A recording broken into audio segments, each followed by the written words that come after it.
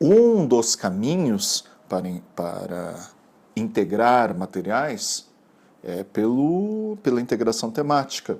Podemos encontrar, claro, outros modos de integração, de repente pelo prenúncio, e aí vale a negociação entre os conteúdos que estão nessa sessão, em uma sessão específica e aqueles que os rodeiam. De repente já um prenúncio desse material, algo que começa de modo talvez um pouco cifrado dentro do conteúdo normal que o antecede e que ganha explicação, ampliação, esclarecimento nessa sessão.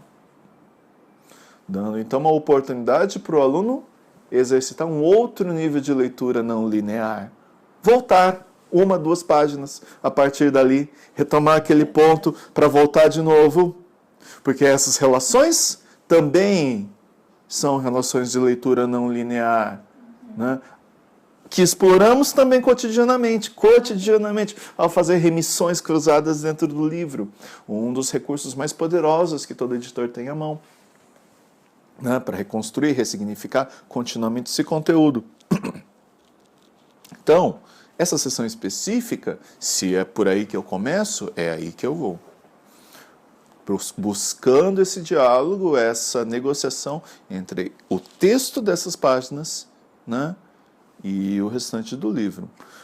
O contrário também existe, como eu falei para você, eu posso também negociar a partir dessa sessão mudanças em outras partes do livro, de repente para eliminar algumas arestas,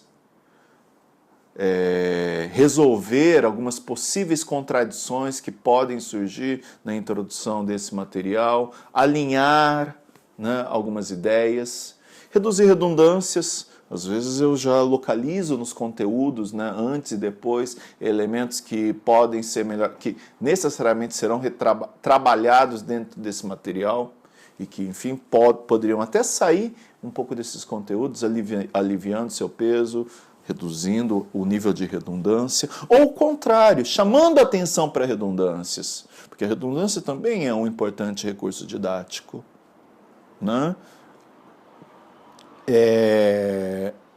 Ao falar isso, também já apontamos possibilidades de trabalho naquela outra situação que você falou, que é como trabalhar isso no correr do conteúdo normal, como pequenas intervenções.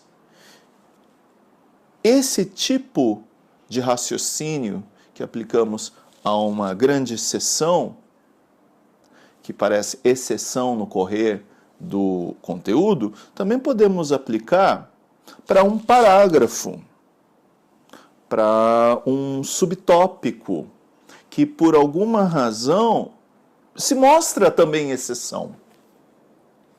Requer algo diferente. Esse pode ser, então, o momento para fazer um pequeno infográfico, sim. Vou examinar, como editor, né, prestar atenção no que aquele texto quer contar, pesar se aquele texto, né, de fato está conseguindo, é a melhor forma de expressar aquela ideia, né, e eu vou pensar em textos, em linguagens diferentes que possam complementar o meu texto verbal do texto corrido. Às vezes, eu estou falando, por exemplo, né,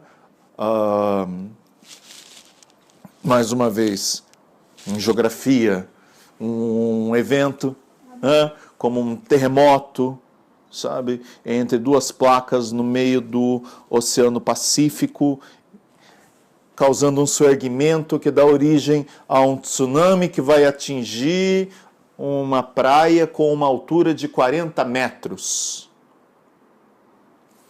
Esse pode ser o momento, então, para eu ter ao lado desse parágrafo específico 2 imagens, uma mostrando a representação do perfil da onda em relação a uma pessoa e a um prédio comum e a onda do tsunami, né, junto com um pequeno mapa localizador mostrando o epicentro e a distância até o litoral.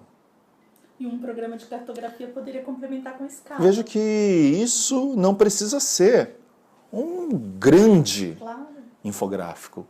Pode ser um pequeno box de leitura quase imediata, acompanhando, imediatamente esclarecendo aquele seu parágrafo. Que para dar a ideia do que está acontecendo, de repente poderia exigir uma série de ilustrações orais, textuais, né? As ondas chegando com uma velocidade equivalente à de um jato supersônico, ao alcançar o litoral, alcança, né, uma altura equivalente à de um prédio de 9 andares. Tudo isso, de repente, eu posso representar na forma de um diagrama, que mostra o avanço das ondas, comparado com o aviãozinho, chegando numa praia, e imediatamente vejo que é da altura dos prédios, e as pessoinhas. Bom, acaba que então isso constitui um pequeno diagrama, um infográfico, né, pelo seu da forma como a gente entende essas representações, onde você tem esse nível de integração entre texto e imagem, né? Desse modo, vamos levando caso a caso o estudo de possibilidades. Passa sempre então por esse processo de leitura crítica do editor, de o tempo todo está pesando se aquele texto, se aquela representação é adequada ou não para a ideia.